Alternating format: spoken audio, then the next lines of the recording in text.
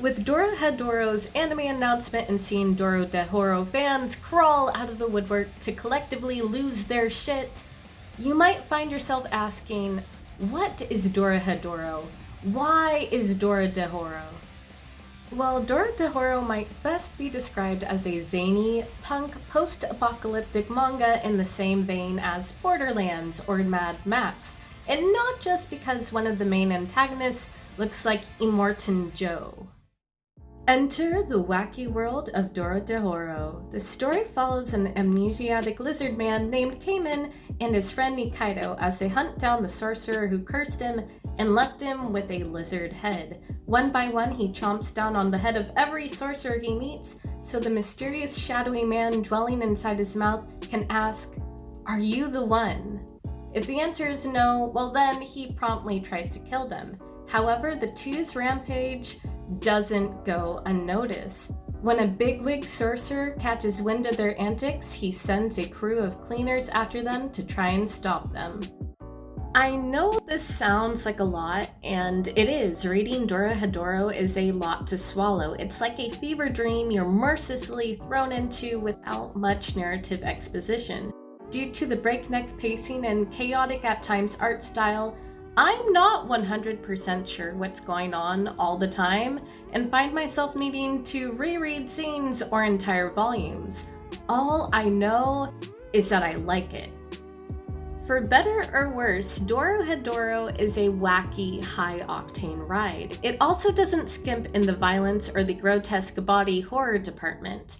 The worlds the characters live in are brutal ones, and yes, I said worlds, because there are 3 worlds that are constantly at odds with each other. There's the sorcerer's realm, the devil's realm, and then there's the human's realm, aptly named the Hole. It's a bit of a shithole where poverty and crime rates are high, and its citizens are often snatched up by visiting sorcerers and used as human guinea pigs for their cruel magic experiments. Needless to say, there is a disparity in the power balance between humans and sorcerers. However, this isn't a simple war between humans and sorcerers, magic versus non-magic users. As the plot unfolds, you find that life on the other side ain't so peachy either. The sorcerer's realm has its own load of problems, like dealing with the caste system and slavery. Which brings me to my next point, Sorcerer Society and Dorehedoro's unique magic system. First, although sorcerers appear very similar to humans, they're classified as a separate species, distinguished by a magic smoke-producing organ called the Devil's Tumor. Smoke is the source of their power, so however much smoke a sorcerer can produce determines how much magic they can use. Second, smoke is dispelled through a sorcerer's fingertips, so crippling a sorcerer's hands renders them unable to use magic. Third, sorcerers are born with their own unique ability, and based on luck of the draw, whatever ability they're born with and how much magic they can use largely determines their worth and status in this world. Fourth, sorcerers don't have an official government structure. Instead, they're loosely governed by the devils they almost worship as gods, and a few powerful mafia-like business syndicates, the strongest of which is the N family.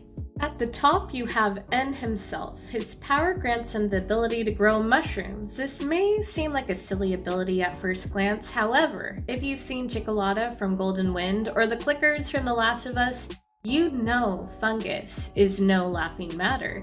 He's generally regarded as one of the strongest magic users in the realm due to the sheer amount of magic he can use. Trust me, this guy can blaze it like the caterpillar from Alice in Wonderland. Then you have Sheen, his henchman, whose gnarly specialty is live vivisections, allowing him to cut up his targets while keeping them alive. There's also his partner Noi, a healer and a hulking, nearly 7-foot-tall Amazonian who can punch through a man with her bare hands.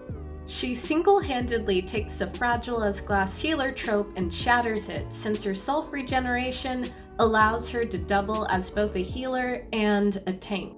In a way, she's kind of like Sakura, if she'd actually gotten decent character writing and contributed to the story. And then there's Vegeta the errand boy, who, he tries his best. Another thing to note is the importance of masks for sorcerers. They do more than just look cool. They give sorcerers a power-up, kind of like equipping magical armor in Skyrim. But more importantly, masks are also status symbols. They can be store-bought, but the most sought-after ones are made by a devil named Beelzebub, who, based on the quality of the gift you give him, will vomit out and give you a mask of equal value. Lastly, partners are a big deal in the Dorohedoro verse. Sorcerers often form pairs through magical contracts, which allows them to sense a location and condition of their partner. However, this very process can also be abused in order to involuntarily enslave a sorcerer to another's will. Again, I'm not kidding when I say parts of the Sorcerer Society are really messed up. And alright, I know what I've talked about so far sounds pretty dark. However, despite the story's grim storyline, the mangaka still manages to inject the story with quirk and charm. It's kept afloat with dark humor, and it's got a whole lot of heart.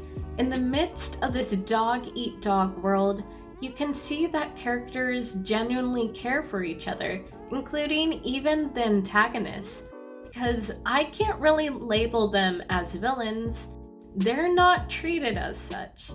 Instead, we get a lovable cast of colorful, complex, and morally great characters, and I'm so excited to see them, along with the incredibly rich worlds they come from, be brought to life by none other than visionary art director Shinji Kimura, who created the background art for iconic films like Akira, Angel's Egg, and My Neighbor Totoro. So buckle up for January 2020, because it's gonna be a hell of a ride.